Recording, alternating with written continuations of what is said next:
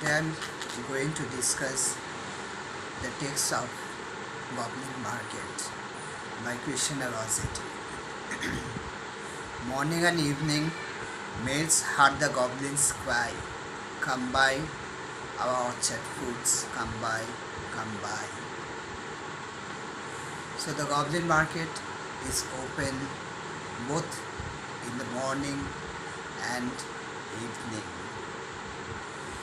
And in the morning and evening, maids heard the goblins cry.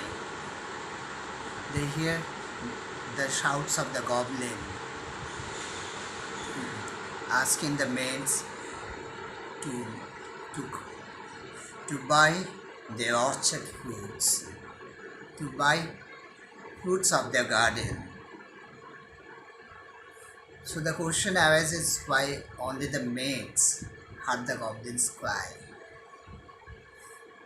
But in fairy tale,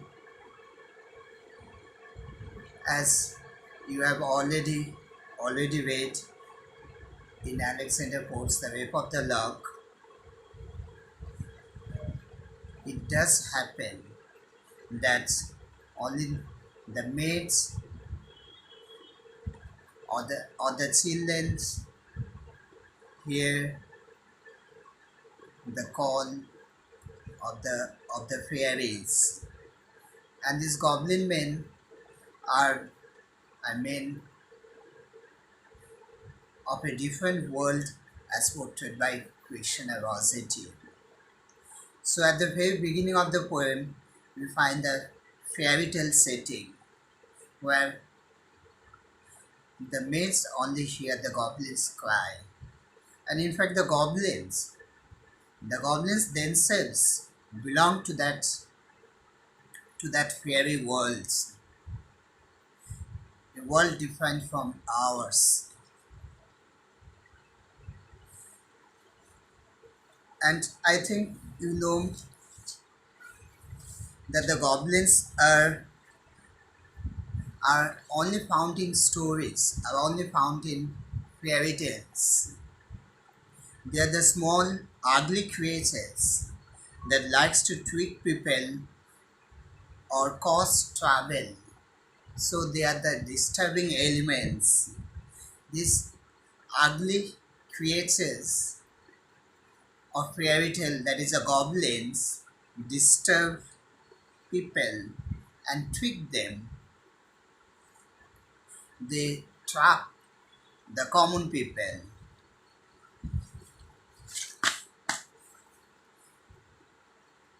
So morning and evening, so both in the morning, both in the morning as well as in the evening, the maids notice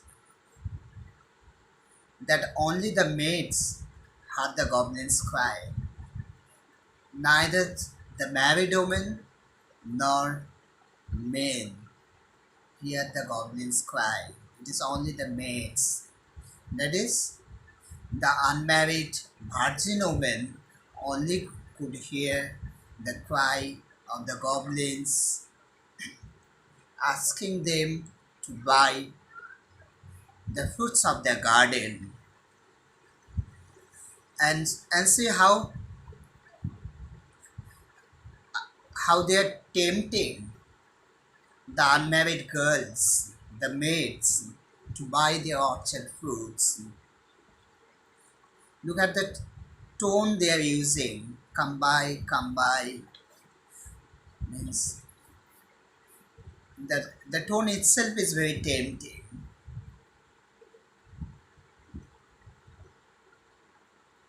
So what? So let us go to the next line and let's see what they are selling. Apples and quinces. So the first fruit that we find in the Goblin Market is apple, and this immediately takes us to the garden of paradise where Adam and Eve tasted the forbidden fruit. That is, that's the apple. So what they are selling? Apples and quinces.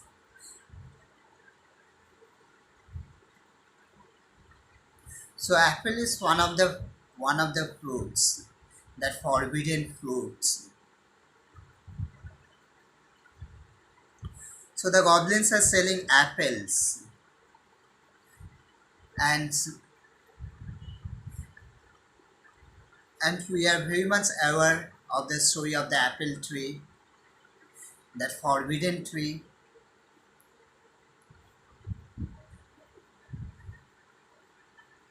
It also takes us to Milton's Paradise Lost, where we find a description of the forbidden, a description of how that that mortal taste, that when Adam and Eve tasted the apple, it brought it brought death.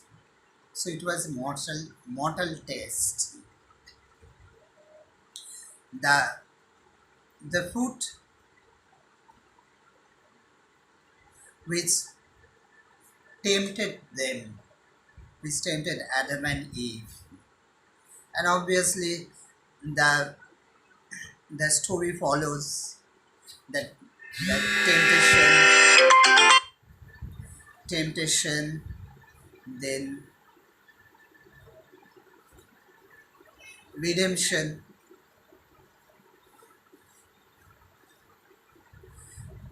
So and I think you have also now familiar with the term archetype. So let me repeat what is archetype.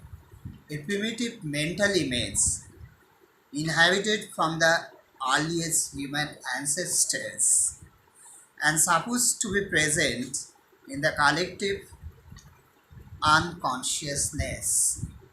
This is how Jung defined archetype. So we have the mental image of the story of Genesis, the story of the original sin, which we find in Bible and which we later find in Milton's epic Paradise Lost. And we have this mental image of the apple tree, and therefore goblins the goblins becomes the archetypal figure of Satan, because it is Satan who tempted Adam and Eve, who tempted particularly Eve to taste the fruit of the forbidden tree. And here the goblins are tempting the maids to taste their fruit. So the goblins be- become the archetype of the archetypal figure of Satan, and the the virgin girls are like Eve's. They they become they're tempted by the goblins, the evil people, or the bad people. So these good virgin girls are tempted by the bad people, the bad boys.